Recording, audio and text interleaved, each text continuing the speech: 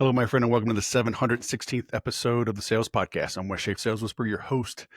Today we have Andres Lares. He is out of Baltimore. He's the CEO of SNI, Shapiro Negotiations Institute. He is a semi-recent author. I think it's from 2021, he said. But Persuade, the four-step process to influence people and decisions. Ronald Shapiro is the founder of the company from about 35 years ago. He's still an advisor and on board. He wrote The Power of Nice, How to Negotiate So Everyone Wins, especially you. And then several other books. But, we focus on those two, and we focus on, the difference between negotiation training and sales training, how they overlap, when you need negotiation training versus sales training. Where does this all fit in? What size company can benefit? We'll talk about some of his competition, tell you a couple of stories of my own experience and my own negotiation training going all the way back to 2002. So good talk. We went nearly an hour. Smart guy, humble guy, down to earth, straight shooter. And so we had a good conversation. And you're going to benefit from this. And you need to know how to negotiate. It is a part and parcel of sales. You always say sales and marketing are, two sides of the same coin. So I don't know if we need a third side to a coin or part, maybe as much as half of the sales side is negotiation. We did not get into that. I'm just kind of thinking out loud. It's important. And you got to get this right. Okay. That's why I have him on.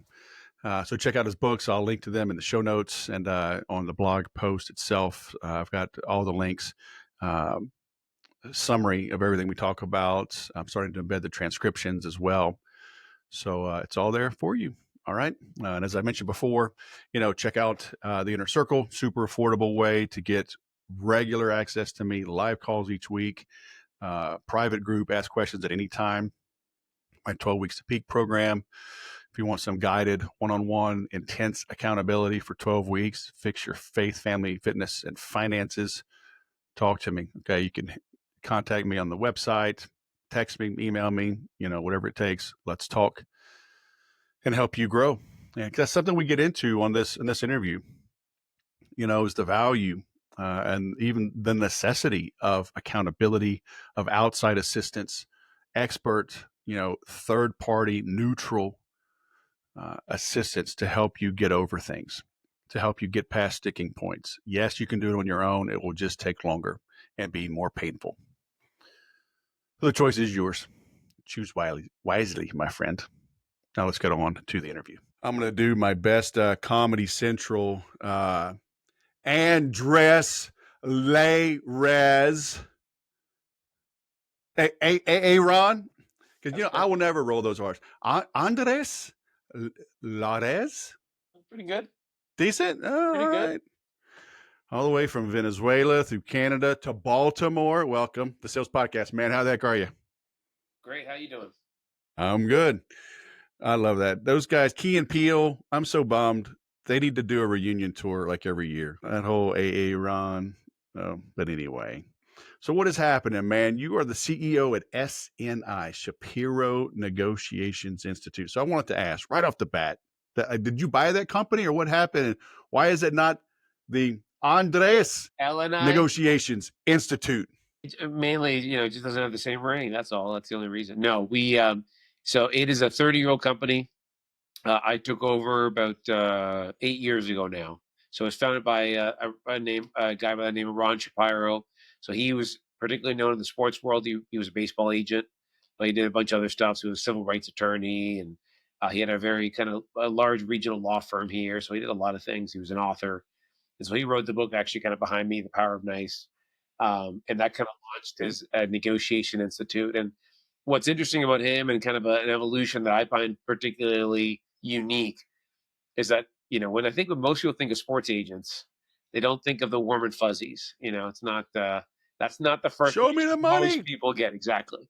Jerry Maguire and all the others that we see on TV. But first of all, I've had the good fortune of working for three, and they were all incredible people, good at what they do, cared about their clients, just good people. So that is good. But the second is, so Ron he started this book called he wrote this book called The Power of Nice, and he started the institute.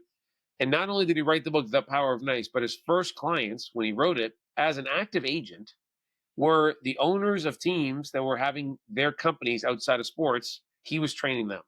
So the relationship was so strong and there was so much respect built there. And so I think for me, that's what's so special. That is proof that, you can be aggressive and you can maximize your objectives, but you got to think about the other side, right? It's got to be a collaborative approach to some extent. And not, there's some scenarios where it's not, but anyways, that's the long story long. And then 8 years ago, so after being here for about 7 years, I took over with a partner, Jeff Cochran, and then fast forward a few years later, we wrote a book called Persuade in 2021, and here we are today. That's a little bit about how we got here. Nice. I remember hearing this story, and I think it was about like a Japanese CEO. I'd have to Google it or Chat GPT it, but they were structuring like this mega deal, and he like backed off a little bit, and the others were like, "Well, why'd you do that?" Basically, like, he left some meat on the bone. He could have struck a harder deal. He's like, you know, I want goodwill, right? I want to do business with these people again, and so I mean that was the gist of it. And it's like, okay, I'm not crazy. It's so maybe I'm weird being in sales. Like I was always money motivated because I want to be paid according to my worth, right? Not just time in service. That's what kind of bummed me out with the military. It's like you could save the world as a lieutenant. It doesn't matter. You're going to be 2 years as a second lieutenant, and then 2 more years as the first lieutenant, and then like 5 or 6 years as the captain. It doesn't matter, right? And I get it. You need some experience, but it's like I don't really give a shit how much money I have. I mean, once you have enough, you have enough. But it is how we keep score. And so Now, some keep I'll score, I'll leave but meat on the bone. not everyone's keep score that way. But there is that's one of the things too that I've kind of learned is, there's a right way to do it, right? And what's incredible is I'd say over time, and there's a lot of articles when I started doing this about 15 years ago. There's still a lot of articles that say, "Oh, good guys finish last," and you got like there's a bunch of companies that teach people really hardball how to negotiate. And Yeah. Mark, for example, is known for this, right? You look at the relationship they have with their suppliers. We've worked with a bunch of their suppliers, and it's not a good one. But the moment that the supplier has any opportunity, they will gouge Walmart at with everything they have because they know they're waiting for that opportunity. And so, is that a healthy relationship? Is that the way you want to run your business long term? And again, Walmart's an incredibly run company. It's incredibly efficient. But that's worth something. Your reputation's worth something. The Sure. goodwill's worth something. When times get tough, it sure is nice to be able to call Wes and know you can count on Wes for a favor. Be the first one to get that supply. Whatever it is, that's sure worth something. I think to me, and I think Yeah. others. And doesn't mean you don't charge what you're worth, right? But it's like, and I tell people all the time, if I'm dealing with a larger company, I may charge 20 or 30 thousand dollars for something that I would do for 7 grand for a small business. But some of it is positioning. The larger company may not take me if I come in too small. And it's like if I like the smaller company and they just truly do need the help and I'm going to like the project and I'll pull some things back. And so it's not the exact same, but it's pretty close, but like I'll do it. I think a lot of people, you're too small for me, like run away, you're not worth my time. Like, and I get it. I mean, I've always worked with smaller businesses, so maybe I'm too nice to them. It's a But value based offering too, right? I mean, well, the for same sure. thing that you do for a big business, you're multiplying it by 100. And for a small business, you're multiplying by three. So to some extent, that also does make sense too, right? Like every now and then, we're pretty competitively priced in our space, but every now and then we get someone says, "Wait, like, walk me through the pricing model because like that's not what this should cost." Well, I mean, what do you mean by should cost? Because I can tell you, if you want to tie it to ROI, and I get a bonus, or we reduce the price a little if you don't get it, I'll do that, and we'll get a nice hefty bonus at the end. We'll track some KPI. Well, no, no, no. I was just kind of asking. Oh, okay, that's what I thought. I mean, I'm going to Yeah. give you a 4-to-1 ROI. Okay, I'll take 30, 40% of that if you want to put some skin in the game. And so I think that's part of it is the value, right? The bigger the company, a couple good decisions where you're able to, every salesperson gets 1% better margin on their deals. Well, that means a lot of money potentially Right. versus, Right. four salespeople in a 15-person company. It's just less dollars and cents. Yeah, for sure. But yeah, and the funny thing is, it's when the student is ready, the teacher really does appear, and I try to tell people this. And because especially I'm dealing with like an industry maybe I haven't worked in before. How good are you? What's your experience with this? I'm like, are you a human? Well, oh yeah. Do you sell to humans? Oh yeah. I can help you. Yeah, sometimes you need that expert with 30 years experience in the industry, but it's like a lot of times I tell them you've gotten where you are by listening to those 30-year experts. And now you're at a crossroads, things aren't quite working. It's time to bring somebody in from left field, that has no sacred cows, and will ask the dumb questions.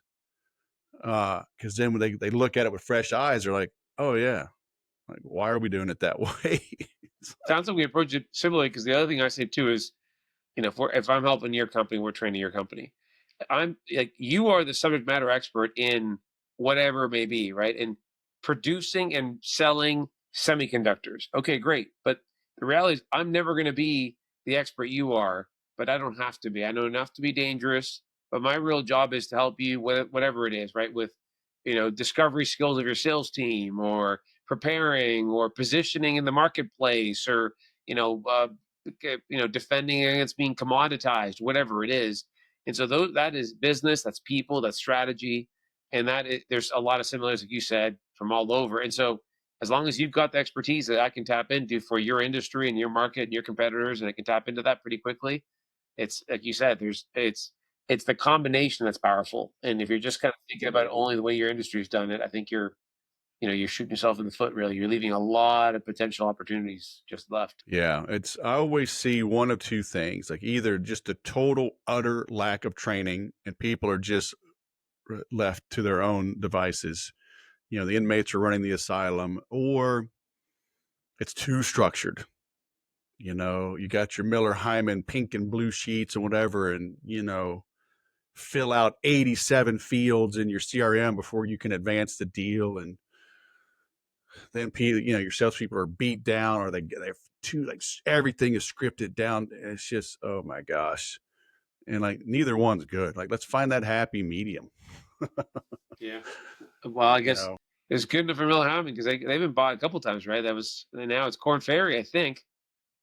I don't even They know. keep, Thank yeah, they goodness. keep getting gobbled up, and but you're right. That's the happy medium that I think people are looking for more now. Is also so it's not just kind of the flavor that we're selling, but it's also that people are looking for that. It's like I want some processes because you want some common language and you want a process that everyone follows.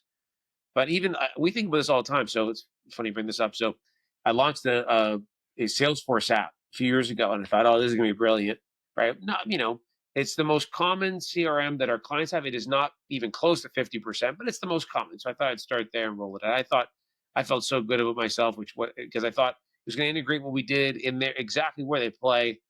It was never being used and I just couldn't figure it out. And so then I decided to guinea pig with one of the clients that we had, a really good client that's kind of willing to test stuff. And so I said, listen, let's remove this app that we put in, and instead we're going to do something different because your main pain points, some of it were discovery how they're managing calls, and the others like there's not enough good information in the CRM. And we did the exact opposite. We actually took away like 30 or 40% of the fields that they had to enter in their CRM system. And you will not be surprised to find out that their salespeople started using it a heck of a lot more, right? And so all of a sudden now you went from not having good data because it's what you get out is what you put in, Yeah. and all of a sudden they're more willing to, right? If I only have to fill out 5 or 6 forms, and then the next step after that was going to be some automation where we could help fill them out for them, like the transcription of the call can go right in, and you don't have to put the notes in, all that kind of stuff using technology, and all of a sudden you cut the time they're spending in CRM system from like an hour a day to 10 minutes a day.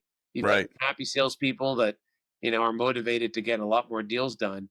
And so Yeah. it's simple, but I gotta be the first to admit it, right? I was excited about an interesting application that would build based on what they did and all the stuff it would accomplish, but it just at the same time you got to kind of take the easiest route in the masses is going to be the one that typically they'll take. Yeah. Well, it's like in marketing, do you want 100 people 10% sold, or do you want 10 people 100% sold? So do you want, 100 fields 10% filled out, or 10 fields 100%? All right, let's boil this down to the core things. But it's like, I get it. The bigger the company, the more you need clearly defined steps. I mean, because you're doing your forecasting, and your purchasing and inventory control, and I mean it's big business and it's big expenses, and can you hit deadlines when big orders come in and whatever. So there's got to be definitive stages. I was fortunate enough, Dell rolled out salesforce.com in 2007, and I knew a guy there, and I brought a team of 5 for 10 months, and we helped train them 3 or 4 months during the summer on the rollout, and then 2 of us stuck around for like 7 more months for all new hires. And that was the first time I really understood like the need like for these stages, and like what is the definable documentable thing. Why is this deal going from 10 to 20%? Why is it going from 50 to 80%? Because you're trying to take the objective, the subjective stuff out of the equation, right? Because like, I know you're a sandbagger, you say, oh, 30%. Well, that's probably 90, but Mary over there, she's always optimistic. She says 99%. I know it's probably 75. So a manager's in there massaging. So I get it. But like the more, like, you got to balance it, right? How can you be objective with a little subjectivity, but not overly, not too onerous? Like, is that possible for a big company? Well, it's interesting. One thing that we did that we tested internally and ended up actually kind of advising a couple companies that did it. And this is almost like outside of our normal work, but we tested for us, and it was that we would track the probability of close for a year or two for every salesperson, and then the data would tell you, right? You'd look, and it's like, the 30 percenters, they came in at 30% and they closed at 15% for somebody, but the 30 percenters closed at 60% for someone else. And exactly, it's like that example you said. Sam was sandbagging them because he wanted to exceed expectation, and you know Michelle was doing the opposite, or vice versa. And so then you get to that, and so then it's your job to kind of educate on that. Is, hey, let's define these a little bit more, right? Like, what's considered what's in the negotiation phase? What's proposal set mean? I mean, okay, but you send the proposal, does that mean they have to receive it? Like, what's negotiation mean? Are you really talking about dollars, or they just responded and said got it? Like, what's that mean? I think that's so. The smaller the company, the less important it is, especially when you're public. Though we've got some, lots of our clients are kind of Fortune 500, 5,000. So they're, the forecasting is huge, right? It's forecasting then goes into public statements, and then goes into share pricing. I mean, it has a huge impact. So I think there it's got to be really a science. But I think in the smaller companies, I almost feel like that's more about driving that. Okay, what do I do with these people to increase the probability? It's like, okay, even if Wes is a little bit off, it's almost more around, okay, but how do I get Wes to close 10% more of his deals rather than to be 10% more accurate? Because the value of Right. the former is more than the latter, I think, in a Yeah, in a private company. for sure. Yeah, it's crazy though. It's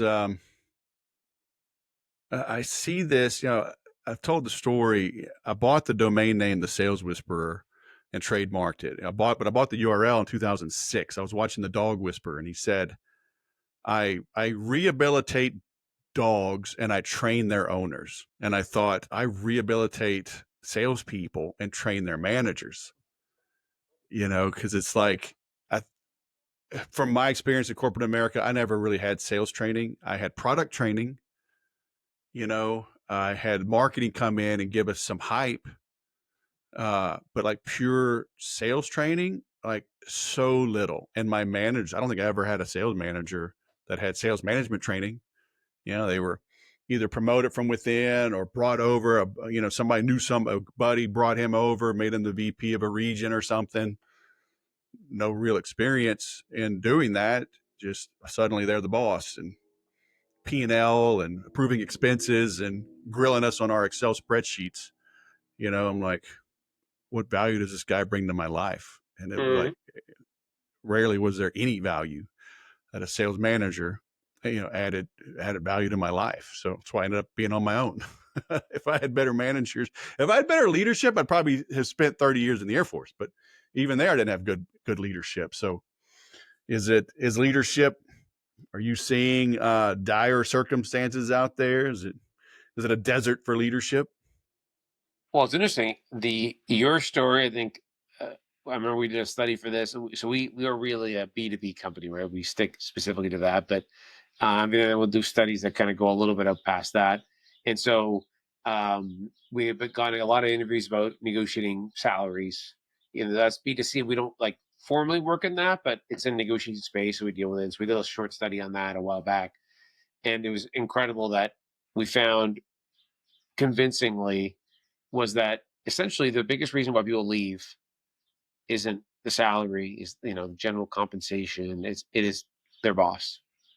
And typically the close second, or the second with a whole bunch of others nearby, is your colleagues. Right. And so it's funny that, so part of it is, yeah, negotiating compensation is important. It's critical because especially early on in your career, it starts to add up over time. But Yep. it is I mean, and so your story, I think, is the one of many where good leadership means you stay longer, right? If you had an incredible Yep. leader, you would have stayed at the company, you would have been Oh yeah. you felt valued, you would have been promoted, you would have had a bigger impact, and so but I would say this. It is not surprising to say that you didn't have great leaders, and also to say that your leaders weren't trained and that you didn't get much training. There is a heck of a correlation we've seen. Like, I'll give you an example. We work with a lot of the best performing companies, which is ironic to me. When I got here, I thought we're helping the companies that are already performing the best. You know why? It's because they're the ones looking for every edge, and they're thinking about investing in their people. They see their people as real assets that they invest in long term.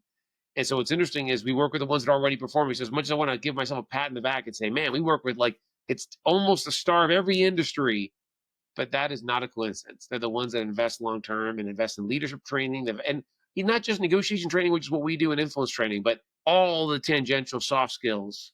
Yeah. So it's no surprise. And they also have by far the longest tenure. It's crazy. I mean, we're in rooms of people 20 years, 25 years at the same company. And in 2025, that does not happen anymore. Mm. Well, it's like the old adage, you're so lean and fit. Why do you keep going to the gym? What? Like, you hear what you just said? Like the top ones double down on good training, Yeah. you It's that know, simple. and people just don't get it. But hey, that's why, like top salespeople. I heard the statistic a long time ago, and I forget it exactly, but it was like the top 4% of salespeople make like 10 times or 40 times the money. And I was like, what? But like, when you think about it, and I use the analogy all the time, like in golf, I just had the Masters, right? So if you're like 1/4 of one stroke better per day over 4 days, you win the Masters and, $1.6 million and your name on the trophy and blah, blah, blah. But second place still gets about $800,000. So not too bad. But in sales, if I got a 4-week sales cycle and you're 1/4 of 1% better than me each week, then over 4 weeks, now you're 1% better and you win that deal, I get zero for coming in second place. So, you know, what's 100%, times zero. So it's just, we've got to, those 1%, because it's easy to say 1% better every day. Like, no, literally, you got to be 1% better in everything that you do, or you get zero of the sale. Yeah. And I think people, they always think it's something big they got to change. Oh, we got to deploy AI everywhere. Maybe you just need a better email signature. Like what? I Yeah, had a guy. one extra outreach a day, or it is interesting that I love that quote, and a bunch of people said it. Tony Robbins has said it a few times, and we've done some work with, and he'll say, that people overestimate significantly what they can do in a year, but they underestimate what they can do in a lifetime. And I think Right. Or that even is such three a to five perfect years. quote in the Yeah. sense that, like, that idea of just like work on one thing a day or a week or a month, whatever, and actually do it. All those people are unbelievably successful, and so that's in sales, that's in anything. But the problem is, it's not hard to start, right? It's not hard to get, write in the notepad the things you want to do. Today I'm going to work on this week. I'm going to work on preparing better. Next week I'm going to work on sending out more emails or making more phone calls. whatever it is, right? Asking more questions in my conversations, whatever it is. But a day later, a week later, a month later, are you still doing it? Yeah. And if you Like stick who? to it, I don't think there's anyone who ends up not being successful. I mean, it's just because No. the cream rises to the top eventually. There's a lot of that still. I mean, not every single person in a high position is very, very capable and competent, but over time, typically the cream will rise. I think I'm only going to start working with jujitsu people because we understand the long road. I started 8 years ago and I was terrible and it did not come easily to me. And, I'll probably get my black belt at the end of this year, which is humbling. It's like I still feel like I don't know anything, but I have good instincts now. But it's so hard. Every day, we same warm up, same routine, same exercises, same drills, over and over and over, and it's hard because like you're doing it with all your peers, so you're like, well, I still can't beat that guy, or that guy still beats me on this move, or I still can't get this move on that guy, but they're getting better too. Yeah, they're doing it You with know, you. Yeah. yeah. But the new guy comes in and we just wipe the floor with him. It's like, oh, okay, I guess this stuff works. But you've got buddies that you're grinding it out with, and you stick it out.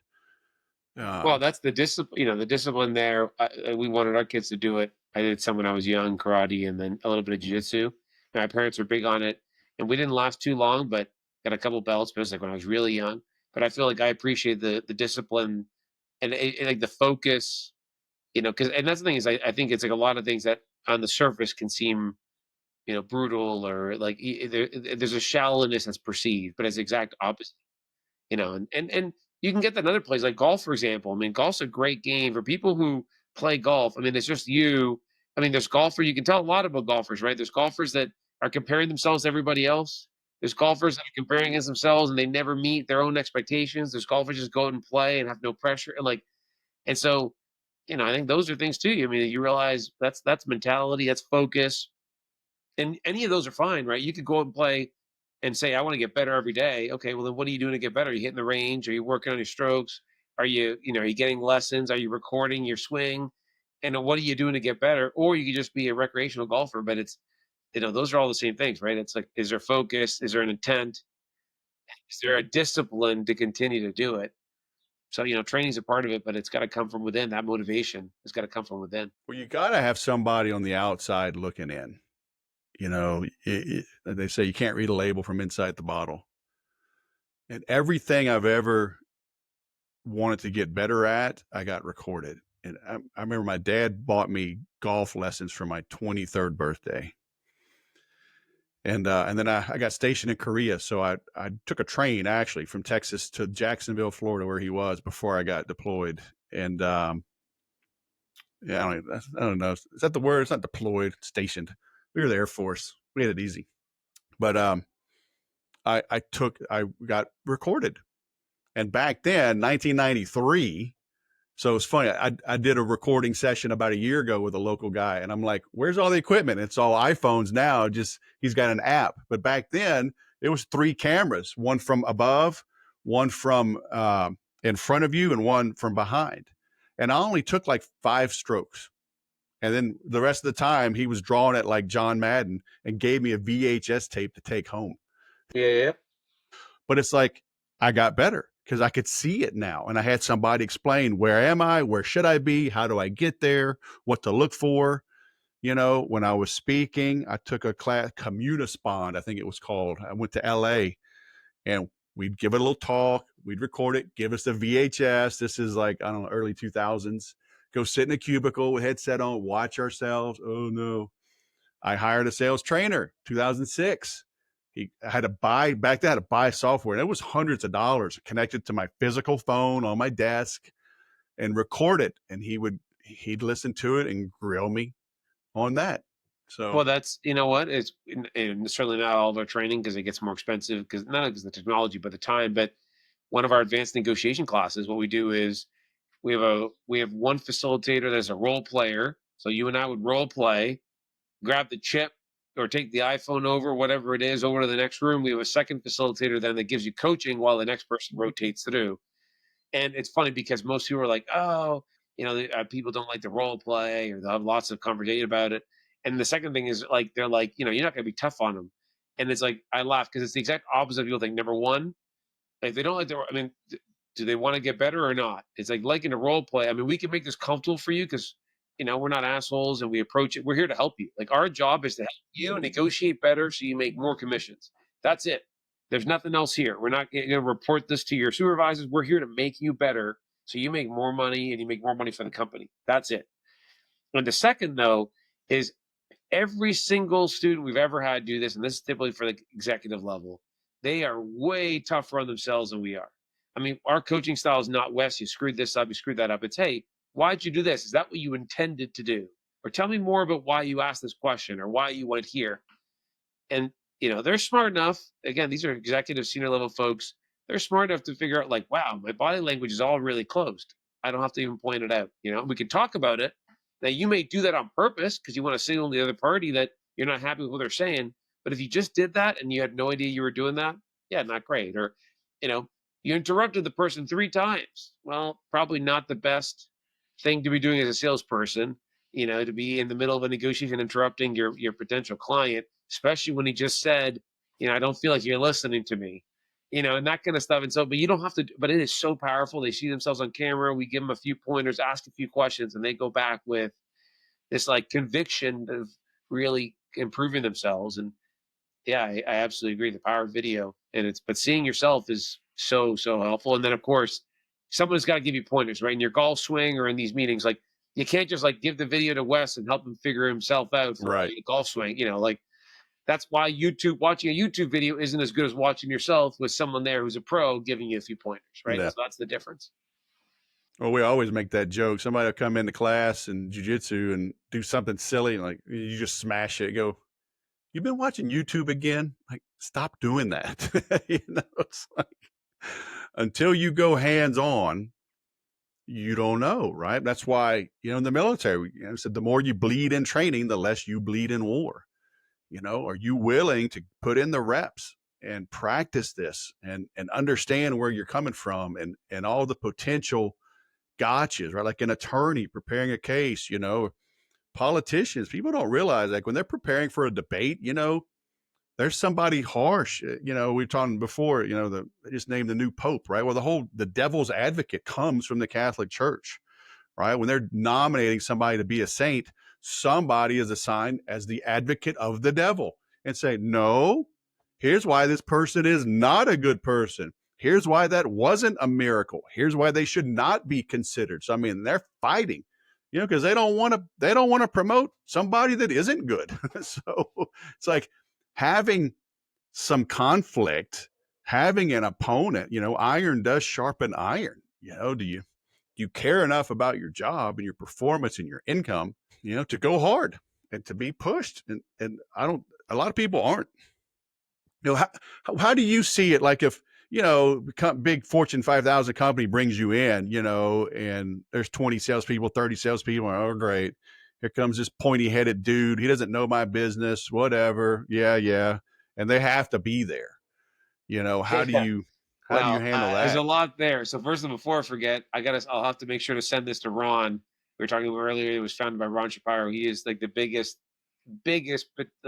believer in a devil's advocate. He's had one forever. It's one of our partners too, Michael Moss, this gentleman who's been with him forever. And even when I came 15 years ago, he kind of wanted more support in a particular negotiation. It's because he wanted that. He wanted to be pushed to think differently and think about every angle when they were negotiating at the time a pretty big player deal. But um, I think a couple of things. If we get hired by a company and we come in, so first of all, we've got a team. So we train in 7 languages. We're global, and we've got facilitators that are much better than me. And so, am I capable of it? Yes. Do I do it? But I think, well, I know, not I think, that we've got folks that are more skilled than I am. And so one of that too is we don't send me unless we really need to. So if you got me, you're probably in trouble, and we were very, very busy. But I That's think, like my shirt. If you see me running, run. yeah, Something bad's exactly. happening. Yeah, exactly. Like, sorry, I guess there's a whole bunch of more important clients than you. No kidding, but that is some of that, right? And so, but I think, and that's part of that is skill and experience. So I can tell you, it probably my hardest job running this company. I I gotta think if there's anything else even close is hiring facilitators. So in 8 years, we've hired a few, right? As we expanded, we needed some more, and we expanded a couple languages too. And I cannot tell you how many people I met with, I saw present, because the ability to have someone who's got negotiation experience, real negotiating experience, like carried the bag before, who's charismatic, who can teach, right? Who can educate, because that is a skill, right? I mean, it's one thing to be good at it, but to be able to educate, who's coachable, because I got to coach them on the S&I way so they're consistent with our folks. I mean, we want them to be themselves, we want them to tell their own stories, we want them to tap into their own experience, but they also got to follow some of our processes.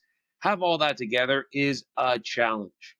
And so the nice part is, honestly, everything after that, it's almost easy. Like we'll send someone, they're like, oh, they've had people before and they don't like them because they haven't done it before. They don't understand our industry. And what I love is I feel very fortunate. I send out a lot of the feedback calls the first time we do some work with clients, especially big ones. And knock on wood, it's 99.9% of the time they're like, wow, 10 minutes in, they have the room meeting on the palm of their hand. And I think there's a few things. They're, typically they use humor or some other thing, to kind of disarm, and then they do the homework. What you just said Yeah. earlier caught my attention. There's, it's the devil's advocate, the preparation for a politician that does for a speech. They've thought through it before. They've had all the ifs and then buts and every potential different condition on something and what questions could come up. And so I find is, we do discovery on our clients. We talk to sales leaders. We talk to sales people. We will do a questionnaire in advance of recent negotiations they're involved in. We do all of that. And so what happens is it comes out pretty quick. If I'm presenting in front of you, Wes knows there's only one way I can know that much about your business. That's if I put in the time. And so the credibility comes from that. And it's that simple. And that's another part that makes it hard to find these facilitators because they also got to be willing to put in the time. Yeah. We'll compensate them for it, but you can't just show up and be like, you're not a rock star. Hello, New York. It turns out you're actually in California. You know what I mean? You really can't have that. You should have talked to Shador Sanders, man. Maybe he'd have done better with the Giants. I don't think he put in the time. Yeah, I mean that it'll be interesting to see what happens later on, but perception definitely affects. I mean, as a side note, because we do a lot of work in sports, it's incredible if you sit in a draft, all the combine meetings, interviews, that type of thing, depending on which sport they happen at different times. But like all the top athletes are so trained, they all answer the same way. It's actually kind of comical. It's like teams Yeah. try to find really interesting ways to like kind of catch them off guard. So they say something a little bit more, Right. authentic. Right. It's like, oh, Wes, tell me the first time you put on skates. They ask a kid, but it's like they've been so trained, and I'm talking like PR folks, like their agent will hire, and so it's just all these button up response. I love hockey, and my first memory is actually a very interesting. Like it's like this very eloquent response, and you're like, I'm just trying to find out really who you are, and but they all are, and so I don't think I'm not sure, but it's probably not a situation where he got that training or followed that training. But it's incredible. I mean, if you sit in like you listen to the first top 10 in Right. NHL, NFL, MLB, they all have very you I know know. It's like, don't even give him an interview. Hey, I'm just thankful to be here. Got such a great team. We really prepped hard, and it's not me. It's the guys, and yeah, we're just taking this day by day, and yeah you know, yeah, exactly. If there's 14 of those, choose 6 in the interview, right? Or take it. I gave it 110%. It's like the guys really. It's not about me. It's about a team. Like coach saw some things. It's like this. What you're not. What's the point? What's the point? I just watched Miracle, Yep. you know, and 1980 gold medal. Yep. yeah, and dude, I don't think I've ever seen it. I've seen so many clips, and I was 10 when it happened. I remember it happening, but man, that was a good movie. And that coach, he was tough. Kurt Russell did a good job, and all those dudes ended up being successful. But he pushed them hard, and I love that he wouldn't let them interview. Hey, coach, can we talk to the team? No. That was old school, man. Well, But whatever he did worked. That was a pretty. That was a heck of a dude, run, and so good for the sport because oh and I think what's happening now again. So we're hockey fans. I play hockey. My kids play hockey, especially one of them, and it's it's interesting to see. It's like a good playoff run, the Canada U.S. final for the 4 nations, the yeah, Olympics. Same for soccer, right? It's like it gives exposure, and if you get, if America does well in either of those, It's just all it's just such good marketing. You can't beat all these crazy 4-3 overtime winners in the Yeah.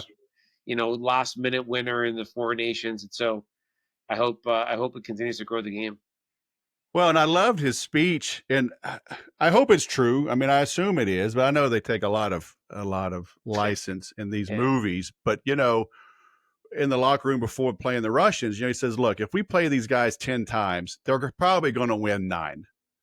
So wasn't sugarcoated because you see all these teams, like you see some, Division II college, they're going to play Notre Dame, Alabama. We're going to take them. I think we got the team to beat them. It's like, okay, really? So he's like, but he said, hey, tonight's our night. We have trained hard. We're going to give them a look they haven't seen before. You're in shape, get out there and just play your game. And so, like, all right, I like that approach, you know, but, what you're saying about all these guys that are prepped. Yeah. In my training, I've always told people, and I've got blog posts on it and talked about it, but, I say our job in sales, I mean, we're just trying to get to the truth. And the truth may be, I can't help you, right? I say, I'm not the right guy for you. And I do that a lot. Like I sell a lot of software, and I'm very basic. I'm not a programmer, blah, blah, blah. So when people bring in ERPs and accounting and e-commerce and all this stuff, I'm like, stop. I'm not your guy. I know your guy. I'm going to introduce you to the guy, and that guy's going to pay me for this introduction. So don't worry about it. But I'm not your guy, So it's like I'm not getting in over my head. But I always tell people our job is to ask questions that the prospect can't answer. Because now I'm going to get the truth from them. Because Mhm. if they're expecting it, I'm going to get this rehearsed answer. And I tell people all the time, it's just like, hi, how are you? Oh, I'm good. How are you? I'm good. Thanks for asking. How's your week been going? You got any plans coming up the weekend? You got any summer plans coming up? I mean, blah, blah, blah. I mean, oh yeah, I got a good team, good coach, looking forward to the next day. So am I on the right track with that? Because I don't want to ask an oddball question. I got to ask something that gets them thinking. 'Cause if I can't even ask a question that they can't answer, then I mean, I'm not bringing anything new to the table. Yeah, If I think Chat GPT can answer it, why do they need me? that's definitely best practice. And I think, you see it in all these different places, right? So we talked about it in sports, and athletes get coached and they go up the ranks because they they will signal kind of a higher level of professionalism. And so even though that doesn't affect their on the field performance or on the ice performance, you certainly want someone who's more polished, you can trust, who might be or loyal or more prepared, all these things. Well, that also happens in a lot of management consulting interviews. I remember years ago I went to one, and it was like, I don't know, you sit down, they're like, how many golf balls are in the air right now? I was like, what? Yeah, how many golf balls are in the air right now? And I thought that was like a crazy question. So what they wanted, and this was like 20 years ago, something like that, 15 years ago, and then they became a norm for a while. They're a little bit less than style now, but the idea was two things. Number one is to catch you off guard. That's got nothing to do with the job, and so it's just. And number two is you're kind of thinking out loud, right? You're walking through your process. So some people will say, like they'll take there's 50 different ways to answer that question, but they want to hear how you think, and so it's Yeah. interesting. So those became, and so that's the same thing you're talking about is that you ask a few questions that really dig in. What I go back to really struck a chord with me, which is a lot of what we teach, is like you can't be in sales or you can't be a negotiator with integrity if you are, even our influence training, right, which is kind of persuading. The goal is not to convince you need something you don't need, right? That's not the job. The job is to cut through the clutter and the noise, get to people, and for anyone, it's to get a real understanding of what you need, and then offer a solution that will actually achieve that, or if not, point them in the right direction if you can, and to do that efficiently, right? And so the worst case scenario is not a no. The worst case scenario is someone drags on forever and they weren't actually interested, or they just dragged you along because they felt Yes. bad, or you put them in a situation where they didn't feel comfortable saying no, or whatever it may be. You wasted a lot of time on it. And so there's absolutely nothing wrong with them saying no. They may not have the need now, the budget now. They may have another need. Things changed, and I think people, yeah, that's intuitive. People know that, but I can't tell you how many times we see that in teams where it's like they're just avoiding the no, and so that's definitely one of them, and it's the most common. That's not what you're avoiding. what you want to do is you want to get to an answer, yes or no. Obviously, you want to Yes. maximize the probability of a yes, but a no is not the enemy. It allows you to be focused on something else.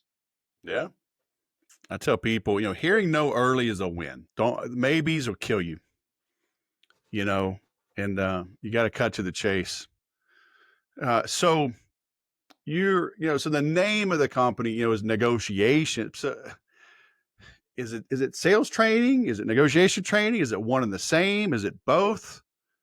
It is not sales training. Pure sales training is about a sales process and implementing that. And that's not really us. So it's really negotiation is in the name, and then influence training. So those are two kind of separate trainings that are complementary. But that's what we do. And I think there is certainly some overlap, right? Our negotiating training and any good negotiating training has a lot of time spent on discovery. And so you can't be a good negotiator if you're not asking great questions that uncover needs and go really beyond their position onto their interests. That skill is absolutely critical for any salesperson as well. So there's a lot of overlap, but I think it's in some extent it's actually broader than sales in the sense that so we train a lot of salespeople for sure. It's one of the reasons we're talking today. But we train a lot of procurement. The other side of the table, we train leaders, we train program managers, project managers, R&D engineers, nurses, right? And essentially, those are almost communication skills. So in some ways, it's broader than sales. In the sales space, though, it's almost a little bit niche. It's considered, most people think of it as one stage in the product. We talked about Salesforce early on. Well, Salesforce has a negotiation stage. So the one thing I would say it's really been interesting is we work a lot of clients like, oh, that's the negotiation stage of Salesforce type of thing. And it's like if you're waiting till you get to that stage to negotiate, you're already in some major trouble, right? The negotiation is about the impression from the moment you start the sales process, about the impression, right? Of think how differently, let's say you're buying a house, think how differently if you're selling it and you come off as desperate, like you're the only person that's come in this open house today, and we got to sell this thing.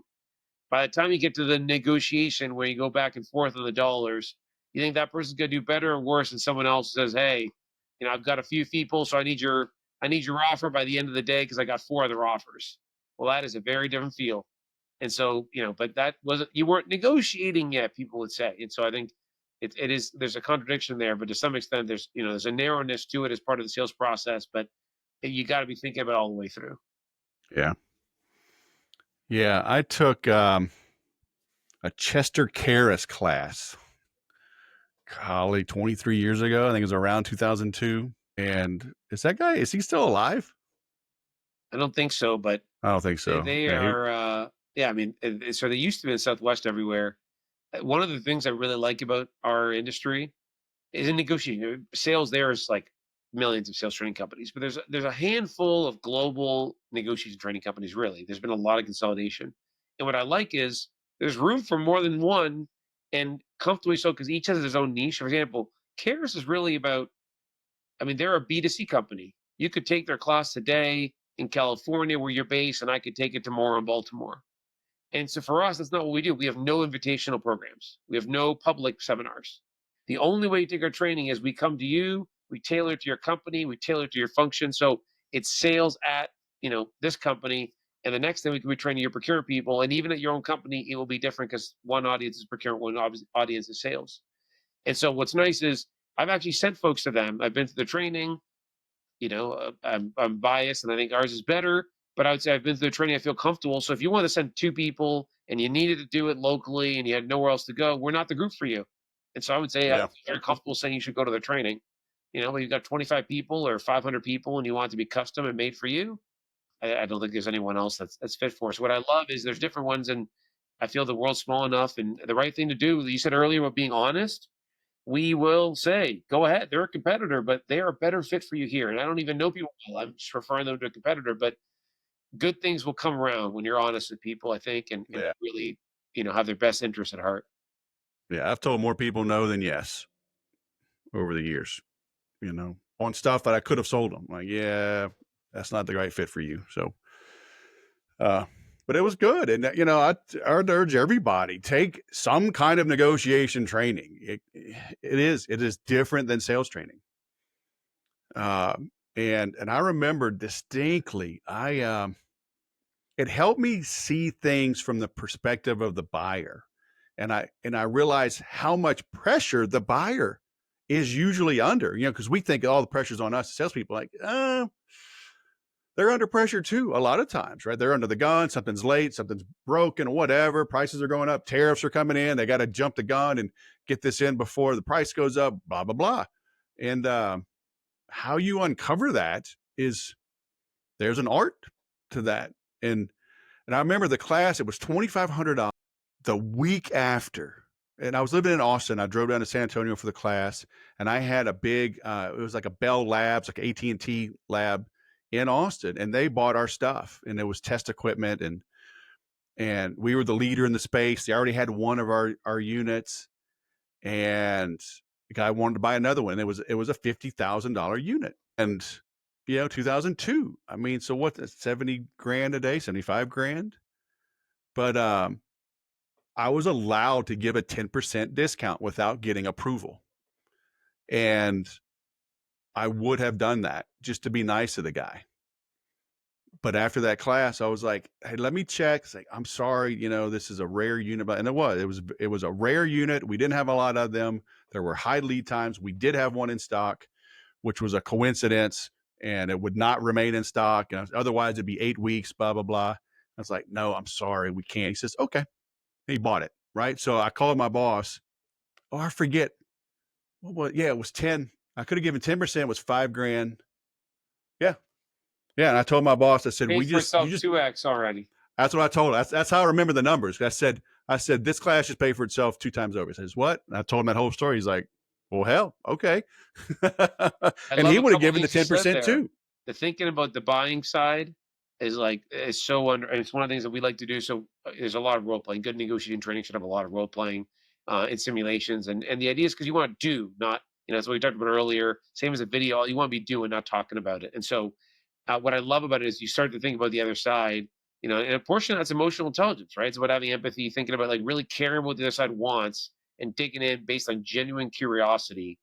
And so I love to think about the buying side. And then the other thing is it gives you confidence, right? If you have a process to negotiate, which you should get from negotiation training, then it gives you confidence. And so it gives you the confidence to say no, not because you're being cavalier, but no, because that thing is worth it, because the next one's going to be 8 weeks. No, because it's rare. No, because they already have one. Right. And it's Yeah. so it isn't just this thing you did, it was thought through. And so I think those two takeaways are, for anyone listening, it's in sales, is it's like, nothing convinces like conviction.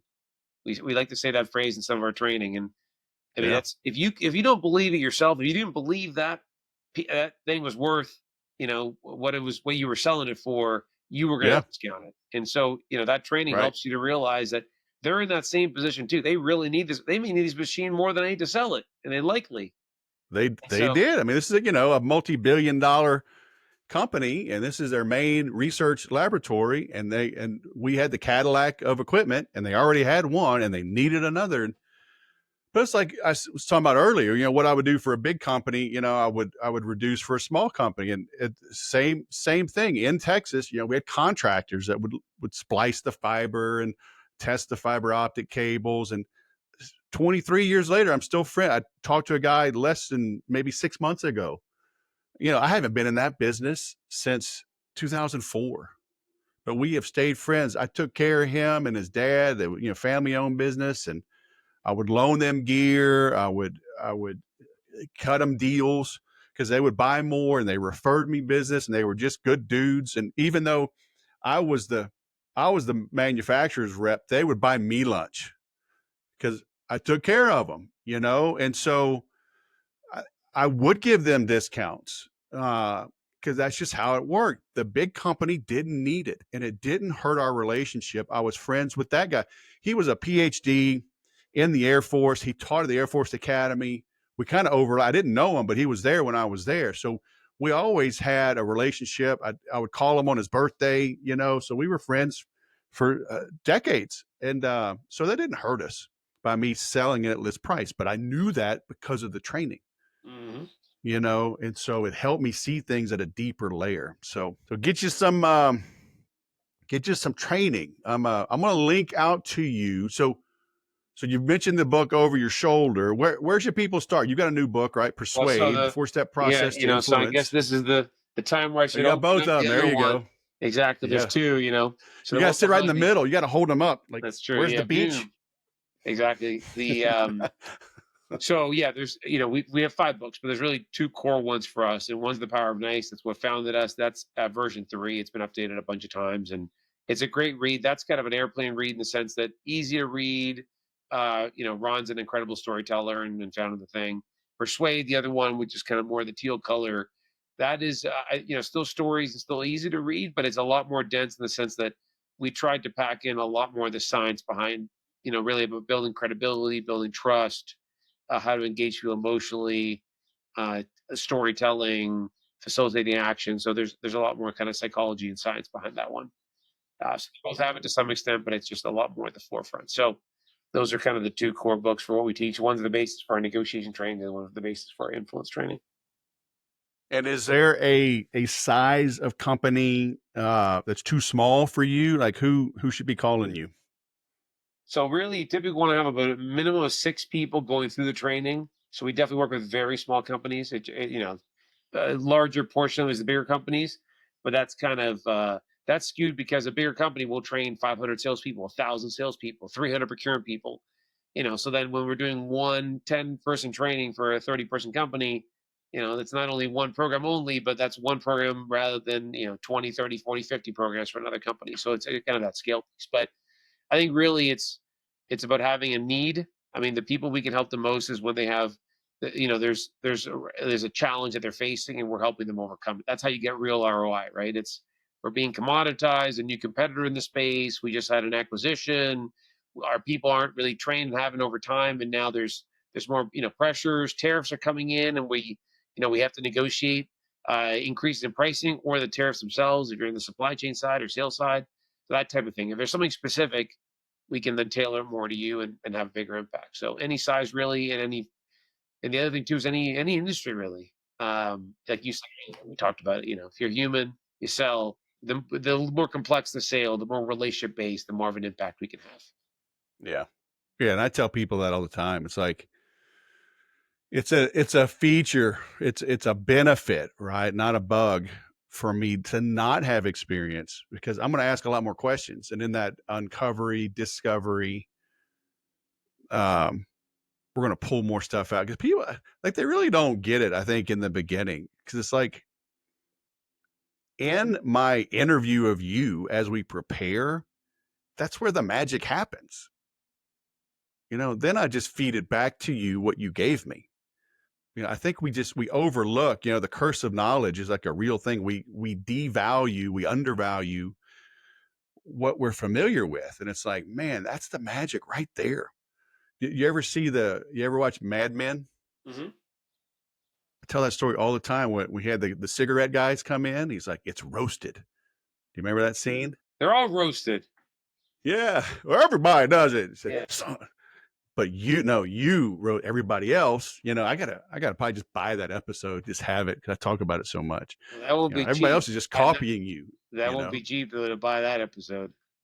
We Yeah. used to use some Well, videos in our training back in the day, and they became so expensive. It was crazy. So you better just oh, get okay. really good at telling what that scene looks like. It'll save you a lot of Yeah. money. Yeah. That's true. I'll storyboard it. I'll write it out. Yeah, exactly. I can memorize it, right? They can't sue me if I'm just quoting it. Yeah, exactly. And giving them credit. Yeah. Yeah. Oh, yeah. It's their show, but it's such a good scene. But it's so indicative. It's so accurate. You just downplay. Everybody does it, but to an outsider, it's like that's unique. Oh, okay. Like, trust me. Let's run with that. So bring in an outsider. So let's roll the R's. Andres Lares. There you go. All right, look at that, man. I'm practically Venezuelan. Look at that.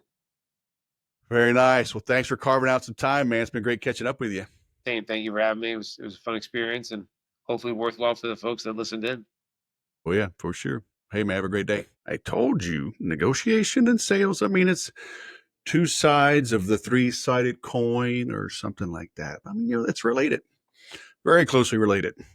So I'm glad we got to, who's ideal for him and his approach. And I'm glad I brought up, Chester Karras, and understanding that difference, and where he can help you, right? And I don't have a pure negotiation program like that. But like I said, I went through this 23 years ago. Still got all the books, CDs, MP3s I've recorded and listened to repeatedly. I've got modules, that get into negotiation. And, in the inner circle, we're on live every week. We're in the private group. You can ask questions at any time, and I can help you through some negotiation issues. And a lot of it, you've heard me say, to make any sale, you have to make every sale. A lot of the negotiations, the prep work comes way ahead of time. Do you understand how you're being perceived? Do you understand how you're coming across? Small hinges swing big doors. I was mentioning the emails, and I didn't get to tell that story. I think I told it before, but I was working with a marketing agency, and they had salespeople, and one of the guys had a link in his email signature to his Instagram account, and he had some name, like marketing guru or something like that. But he had like one post and one follower or something like that. And the prospect he was dealing with, it was a good prospect, replied and said, yeah, we need somebody that basically eats their own dog food, somebody with bigger following that has their own big following and knows what it takes to build it and maintain it and grow it. And I was confused because the company had a good social media presence. Then I went and looked, and this guy's signature. I mean, something you would overlook, right? Something you would never think of.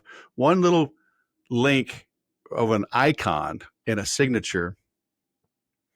That was his downfall in this account. It was tough to save that deal. So as you negotiate, understand you have to see things from the buyer's perspective. And that's what I mentioned in the interview. Do you know how you are being perceived? What does your digital footprint look like, both for yourself individually and the company? And if there are bad things out there, how are you addressing it? Maybe you can get rid of it over time, but can you just address it? Can you explain it? Just like having negative reviews. Had Shane on and talking about Amazon reviews, and it's okay to have some 1 and 2 and 3 star reviews. You're not going to make everybody happy, but as long as you address it, use it as feedback, acknowledge where maybe you fell down, and instruct the world, how are you fixing it? What'd you do to rectify the situation? So it's okay to have some negative. If it's out there, do you know that it's out there? Because the worst thing is to be ambushed on this. So how well are you setting yourself up for success? The more proactive you can be, the more successful you'll be. The calmer you'll be. You'll sell bigger deals easier, more predictably. But it takes work. Okay. If you need help with that, hit me up. Hit up Andres. Get some help, though. Get somebody, a neutral third party, an expert to come in and help you get this done. Hopefully that's me, right? Or one of my guests, and or both of us. Hey, there's no reason. I mean, double down, right? But hey, either way, implement what you learn. Okay. If I can help with that, hit me up. Thanks for watching. I'll go sell something.